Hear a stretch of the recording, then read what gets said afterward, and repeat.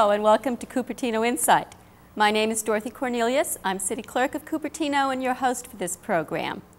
Tonight we're going to see some highlights from the Anza Day, get a sneak preview of the upcoming November election, learn something about a regional problem of dumping in creeks, see a new program the city has of street grinding, and hear about some proposed plans for Jollyman Park. But first, we have an opportunity to see one of the city's many advisory commissions in action. The city's Energy Commission recently met with some Cupertino restaurant owners to give them some energy-saving ideas. Cupertino's Energy Commission wanted to pass along energy-saving tips to the biggest consumers of energy, restaurant operators. We find that in the city of Cupertino there are just quite a few restaurants as compared to other types of businesses, and we hope that we could provide some information for you that would be both timely and cost-effective. So they held a breakfast seminar, co-sponsored by the Chamber of Commerce, featuring displays of energy-saving products and several speakers. They are aware of the cost, but they don't have a feeling for how to control it. They are so busy with their day-to-day operation, and I have a small business, so I know that, that they consider their utility costs as a minor part of their operation. With costs going up and profits dropping, restaurant operators were very interested in the seminar. This one basically pointed out that energy is costing a lot of money, and we now need to figure out ways to conserve energy in our industry. I learned more than I thought I would. I was pretty typical of management people thinking I know a lot of it. I learned quite a bit, and in fact I'm going to go home and present a package to all the stockholders. The Energy Commission plans to target other types of small businesses in the future. Our job is to provide better education for them, as well as for the residential customer and all of the types of customers within the city of Cupertino. I understand there is a possibility that the Commission will be meeting with other groups to give them helpful hints too. But here in the studio with me now to talk about Jollyman Park are Jo Celio, a resident of that area, and Steve Dowling, our Director of Parks and Recreation. Steve, why is the city looking at making changes and hopefully improvements in Jollyman Park? Well, a number of things have happened that have brought this issue to light. First and foremost was we 2 years ago completed the open space element of the general plan, which spoke to the acreage at Jollyman and retaining that as part of our park system. Secondly, that is a closed school site, and the school district recently sold that to the city, and now it's in our ownership. In addition to our 3 acres, we now have another 6 acres that used to be school land. And of course, the old school buildings are down and there'll be homes going in there. So those 3 things come together to bring us to, we have an existing park with some additional acreage, what are we going to do with it? So the neighborhood is actually growing. And that's right. Yeah. Jo, I know that you have been a resident there for quite some time. Could you tell us a little bit about the history of that park? Well, the park started originally because the school district didn't have the funds to turf the school grounds. And they sent us down to the city of San Jose. You were in the city of San Jose at that time. We were in the city of San Jose at that time. And I was the president of the PTA, and we were concerned about facilities for our youngsters, for play areas, as well as a safe access to the school. Mm-hmm. So we got started going down there, and then the city indicated they couldn't turf the school grounds, but they could purchase some land adjacent for a park. And it took us about 3 years to get that property, and then another couple of years to turf it, and then we planted trees around it. And it tied in with the school site so that we had adequate playing facilities for the youngsters, and eventually the school district did turf. Oh, that's nice. Very nice. Steve, what are some of the things that you see as planned for that particular park? Well, I think the essential character of the park is not going to change that much. It has traditionally been a very active space, primarily for youth sports, and this is very much supported by the neighborhood, and they'd like to continue that use. I think one of the things we would like to do is, with that acreage, introduce some of the more traditional neighborhood elements so that the neighborhood might enjoy them. Things like barbecue tables and play apparatus and that kind of thing. I know that recently you had a meeting in the neighborhood, and there was quite, I assume, a large participation by the citizens there. Jo, I know you were there. What are some of the kinds of things that the people who live in the area would like to see? I think it tied in surprisingly with what we've wanted all over the years, and Steve had already indicated what the city would like to do. The main thing they wanted to do was to retain the playing areas, the soccer fields, the ballparks, and provide, as Steve said, some picnic areas and some additional equipment now that the school is gone for youngsters to play, like basketball, and improve the equipment for the tiny ones as well as for the intermediate children. It's marvelous when what the citizens want to be done with the park and what the city would like to do is exactly the same thing. It's nice not to have to fight about it. Yes, it is. Very nice. I'd like to add an editorial comment on that, and that is that we were very pleased with the turnout at the meeting, and I would want to emphasize that that's only the first step in the political approval process. That neighborhood meeting is the step one, and we have a rather lengthy political approval process through the various commissions and council, and I would encourage the neighborhood to stay involved and stay informed of what's happening at Jollyman. What kind of timeline do you see on this, Steve? Well, there is the ultimate master plan for the park includes some acreage that we still don't own, and that's some acreage on Stelling Road. But it is in the 5-year capital improvement plan to begin negotiating for those properties as soon as the owners are in a position to want to talk with the city. We hope next year. Oh, that's good. So we're looking at improving the field space within the next year, and hopefully we'll have a master plan for the entire park within 2 years. That's pretty good. Joe, I know, like I said, you have lived in the area a long time, and it's my understanding that you lived there even before there was a park at all. Could you tell us a little bit about how the park has affected the neighborhood, what it was like before as compared to now? I think it greatly added to it. At the same time, there were some drawbacks, but mainly we had playing area for the youngsters. And at one time, we had nothing but weeds there, which all blew in our backyard, so we don't have to pick those That's a big plus, right? We also had the problem with, particularly during the 60s and early 70s, of a corner of the park being used in a rather unattractive fashion. But I think that has been assisted by some of the other improvements that have been made through the years. We, in fact, when we first moved there, had my husband mowed a path in a field behind us so the youngsters could play ball out there because the school grounds were not good at all.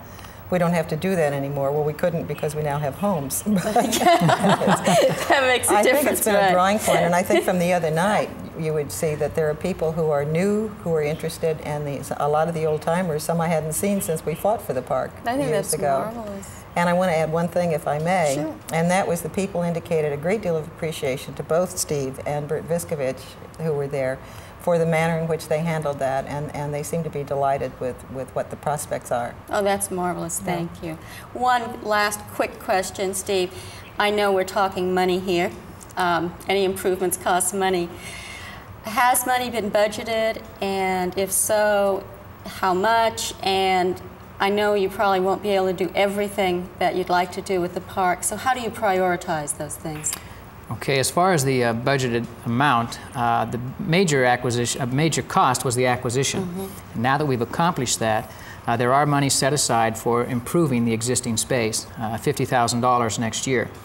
Prioritizing those things that we would like to see in there is really a political process. It began last night, and the recommendations will go through the Parks and Rec Commission, Planning Commission, and ultimately City Council. And I think that based upon the experience the other night, it'll be easy for the city and the neighborhood to come together on prioritizing those things. That's marvelous, and I want to thank both of you very, very much for being here today to share this with us. And I'm looking forward to seeing a beautiful park over there. We are too, Dorothy. Thank you. The future of. Yes, all right. The city is doing many things, and not only improving things, but trying new, innovative things. And we recently had a chance to learn about one of them. It's sidewalk grinding. Trees lining streets add a lot of character to a neighborhood. That is, until they cause both unsightly and hazardous problems to the sidewalks they align. Public Works Director Bert Viskovich explains the root of the problem. What happens with trees and sidewalks is that as the root is trying to reach out and seek water, it may find the route that's nearest to a sidewalk or curb and gutter to seek out water, and what happens then, it will displace the sidewalk to the point where we'll have displaced sidewalks that will create a hazardous condition, in a sense that one portion of the sidewalk, as you see squares of sidewalks, one may be higher than the other, leaving a vertical height displacement that may be anywhere from half an inch to maybe as much as 3 inches. When you have a displacement such as that in nighttime, whatever, pedestrians may be walking, not seeing it, trip, and create injury to themselves. It is a problem that we constantly, on a yearly basis, have to go out and repair. In the past, uprooted sidewalk squares had to be completely removed and tree roots cut. By cutting the roots may have caused some strength loss, reduction in the tree, because now instead of having roots in all direction supporting that tree or stabilizing that tree, it may be weaker on one side than the other. This year, the city has turned over a new leaf. A new method of sidewalk repair promises to save a lot of money and a lot of time.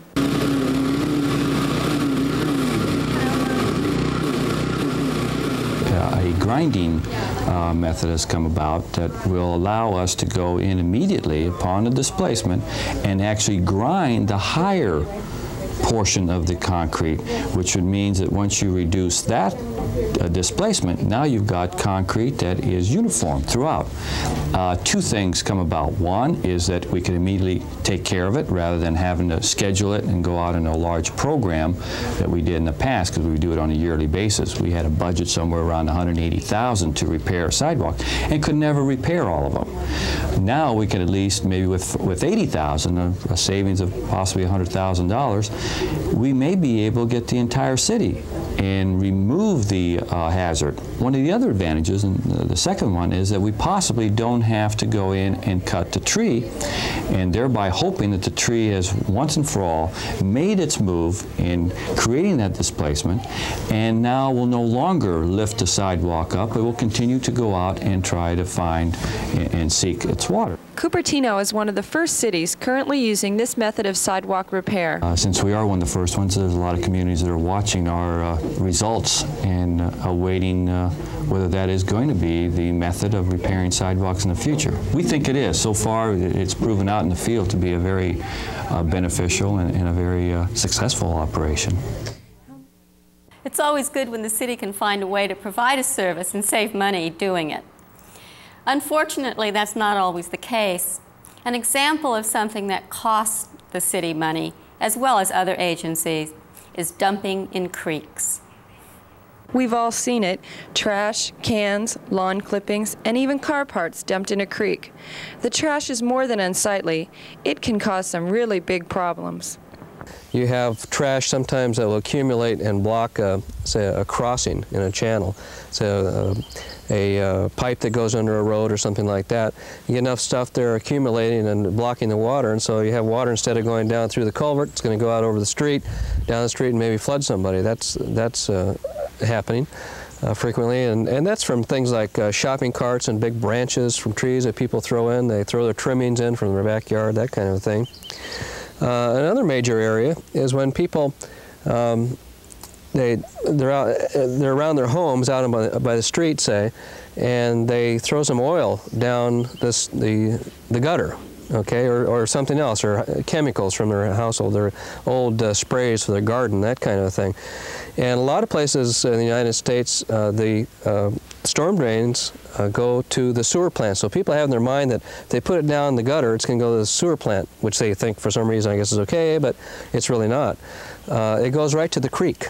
Everywhere in St. Clair County and Cupertino, it goes right to the creek. So how many people would take oil from their car and just go dump it in a creek?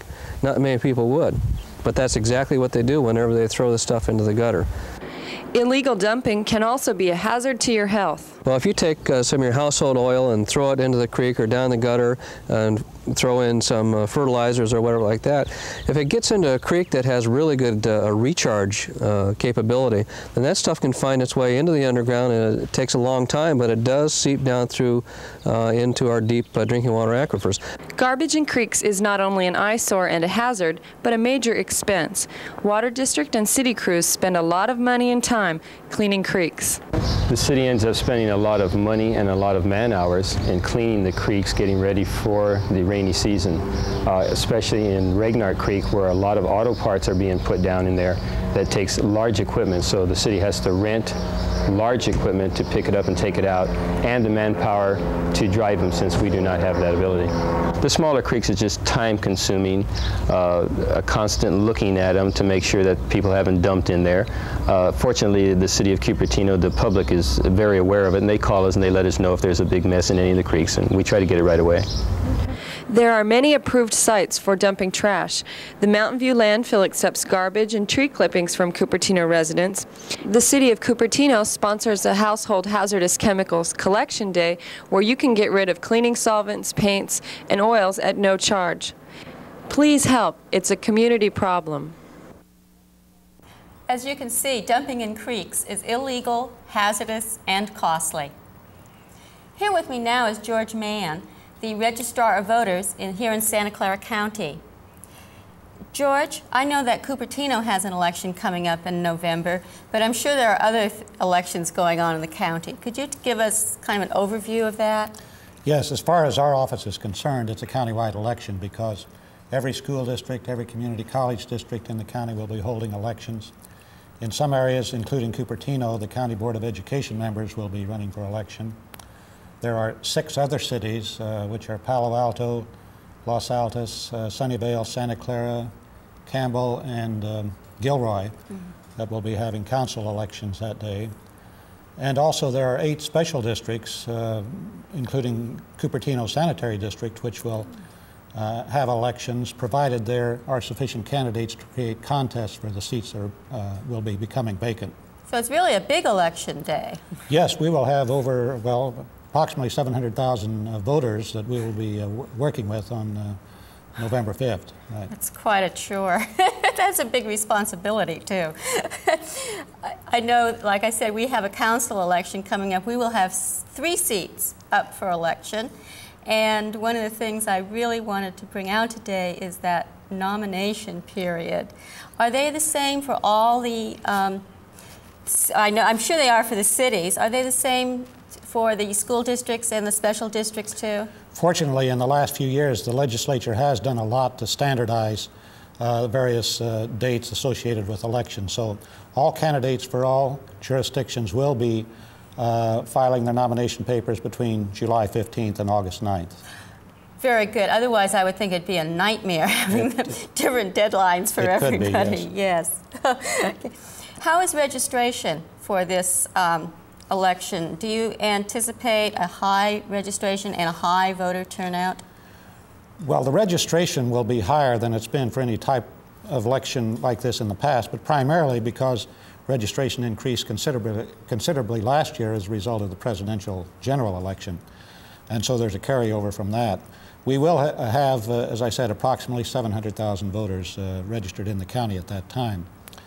As far as turnout is concerned, countywide, I expect we'll have probably about a 15% turnout, which is really pretty bad. That doesn't sound good at all. But for this type of election, that's typically what we experience, except in areas where we have consolidated elections. I'm sure the fact that you have your city council candidates on the ballot in Cupertino will pull out more voters in this area than if you had not consolidated. So possibly 20 to 25% turnout in Cupertino for this election.